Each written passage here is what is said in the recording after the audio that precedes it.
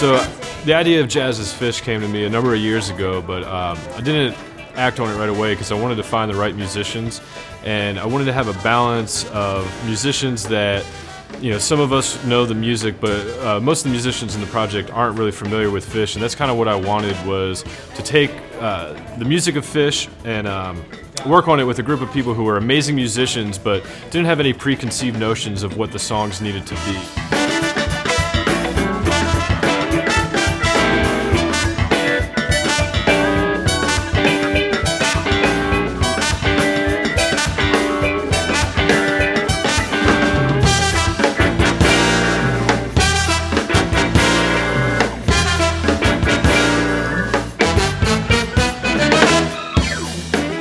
Day one, it was magical. What was really cool about it is a lot of the musicians like Anthony and Michael and Josh, well actually Michael knew some of the music, but for the most part it was completely new to them.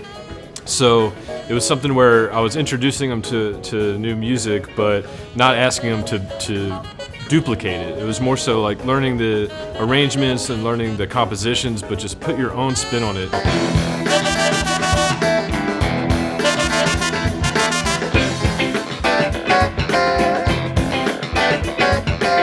I think a lot of Phish fans love what we're doing because it's familiar, but it's new, it's made new. And then people who don't even like Phish, a lot of people have written us and saying, oh, my friends who don't really like Phish, I made them come see your show and they loved it. So I think the nature of making it instrumental and just kind of like redefining it, it's kind of allowed us to turn new people on to Phish's music.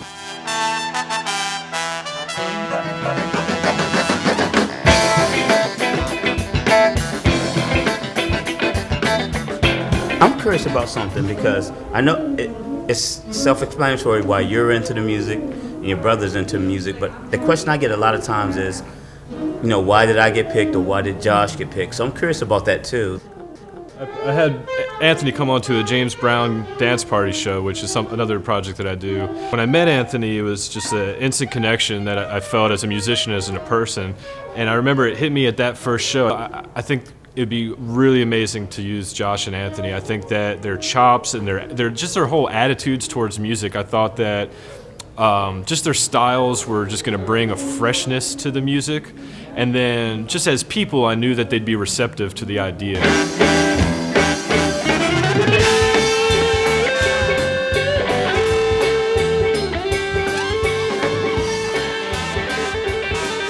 When we first started playing out, and I first started learning this Phish music, one of the things that I realized right away was how good of a guitar player Trey is.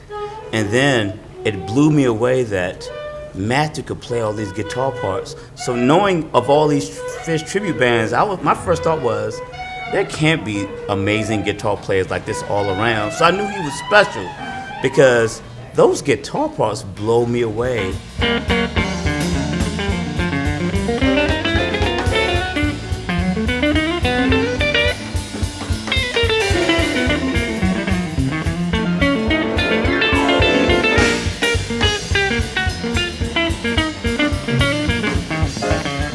I grew up with the Grateful Dead and Phish and like jazz and jam stuff, improv, bluegrass. I mean, just seeing live music was kind of what brought me to Phish.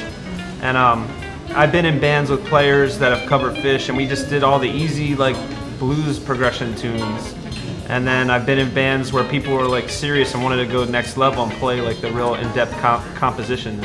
Such a vast catalog that, you know, you have high-level stuff, low-level stuff, mid-level stuff, and you know, Phish tribute bands, like, you don't really know what you get till you check them out. You know, you gotta kind of see what's up. The love of Phish, of their music, since it's so unique, you know, I think there's, you know, Frank Zappa would be the only other group, or, you know, I guess he's just a composer that's similar to Trey, where just like the compositions are that incredible. So the really cool thing about this project is it's kind of allowing us to show different audiences, not just Phish fans, like just how beautiful the compositions are and just what you can do with them with your imagination. And, you know, I think that's a beautiful thing.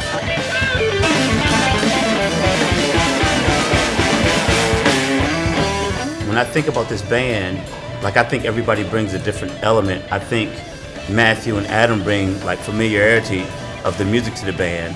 But I personally think that I bring like a funk element to the band. I think of Josh as bringing the soul to the band, the soul element. And I think of Michael and the other horn players as bringing the icing to the cake.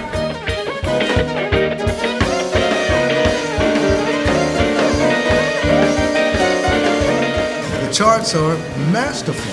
You know, I mean, who would think of taking the melodies through the vocals and integrated with what's going on in the planet? You know, it's a great feeling, and you get that from the people, even though it's nobody here now. It's always something, you know. It's they've done it well, you know, and I appreciate that. You know, it's fun.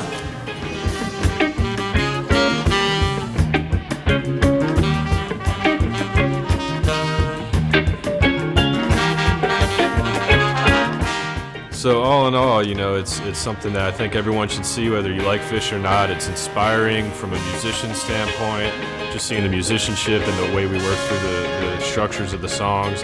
And for Phish fans, it's something that just because we're changing it doesn't mean they're not going to recognize the songs. The melodies are there.